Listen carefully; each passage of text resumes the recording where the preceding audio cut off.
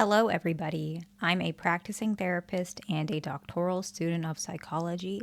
Today, we're going to go over things that actually trigger an avoidant to crave your presence, to miss you, to crave you, and desire you. This will work for dismissive avoidance as well as fearful avoidance, but it tends to be fearful avoidance that may lean more dismissive, and this also works for both male and female. It will help the avoidant individual to be more comfortable accepting that they crave you, and it'll also help you and reassure you that your partner does indeed crave you and want you around. The very first one is the feeling of emptiness in their current space. Now, this can happen if you're away for a couple days or a breakup. So this is often a new feeling for an avoidant, and it can happen even when you're away just for a trip. It doesn't have to be that y'all broke up. It could be, but the initial feeling when you're away could feel very new and refreshing for an avoidant individual. And this can happen because that individual, the avoidant, might go back to what they used to believe about themselves. Before you entered their life, they were fine without you, of course, right? You were fine without them. They were fine without you. But they always told themselves that they will never need anybody, whereas perhaps you didn't necessarily think that way. And so they have a very strong belief about themselves. But this belief is a limiting belief. That's what we call it in psychology, where it's actually blocking some sort of actual more healthy approach of themselves. And so they tend to be very excited and refreshed, feeling independent, feeling recharged and empowered. But that feeling fades very quickly when their new updated version, which is the version of themselves with you, is now setting in. And that new sense of freedom actually translates into emptiness, right? And it's because they actually see what their life looks like without you, and the spot of you is empty. Like, it's just very logical in that perspective. And so yet, when you're gone, that empty spot is right there. So avoidants have this belief that when you leave or when you're apart, that their state of mind will return to their prior version. However, that's not true. And so they actually are bumping into their own limiting belief, and they start having to recognize that you actually are very important to them. And this is why it becomes a sense of craving and longing, because they start having some sort of deep realization because of this. And this is actually normal. Any person has this moment. It just avoidants have it much more prominent because they have that really strong sense of independence. But most people feel like this, right? When your partner is away, you at first start feeling like, okay, it's really not that big of a deal. You know, this is great. You might even feel happy that I'm feeling good, that I have this freedom without my partner, even those who are not avoidant.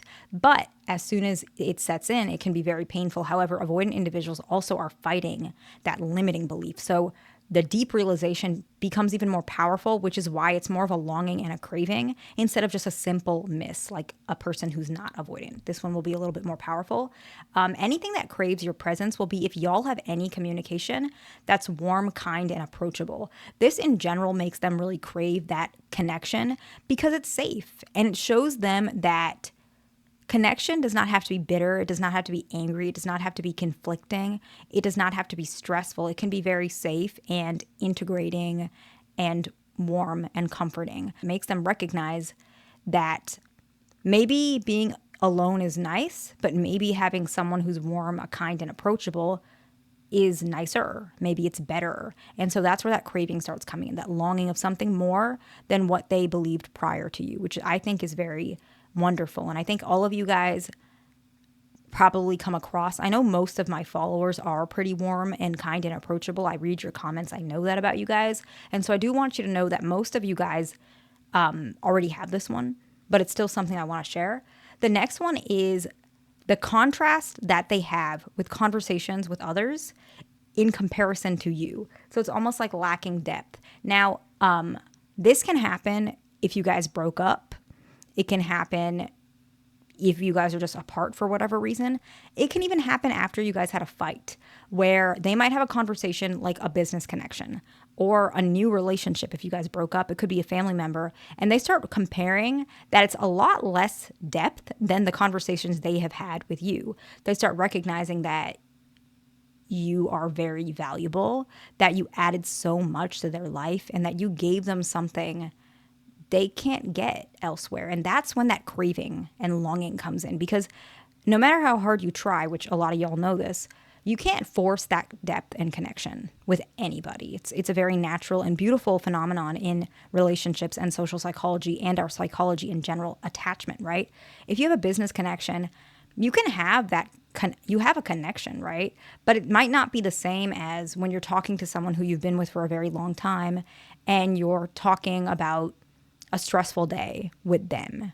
You guys, let's say as a couple, that's a very different connection. And they don't realize how much release and stress relief that you provided for them. You added so much to their life that this business connection might not be able to. This new girlfriend or boyfriend maybe isn't there in that way. A family member isn't there, but you had that. And that's when that craving of presence and longing starts appearing, okay? The next one is the reminder of their current situation and space without you. Now, the best way to put it is that something of you is in that space and they probably didn't recognize it. So let's say you guys are away on a business trip. Let's say you're away on a business trip and maybe you have this special pillow that you sleep on. Maybe it's like a silk pillow for your hair or something like that. And that's sitting on the bed. That might trigger them to remember and crave you. Maybe you guys broke up and your shoes are left at the house or one of your jackets or whatever it is. They see that in their current space and they start seeing what their current space is without you. It's a reminder that this warm presence is no longer there. And that really kicks in that craving and desire for you. And this is anybody, but with avoidant individuals, it's just a little bit more powerful because they're denying and they're fighting some of this, okay? Especially if they're far from their healing journey, they can really start feeling that way, which can be challenging for them because sometimes what happens is they might try to suppress this, which just makes it worse because they crave you even more. So in general, if any of you are avoidants that's watching, if you're feeling this way, allow yourself to feel that way because it's just more painful to fight it. And then you just crave them more. The next one is that any moment that you show that you're understanding of their timeline, obviously this will be when you're not broken up,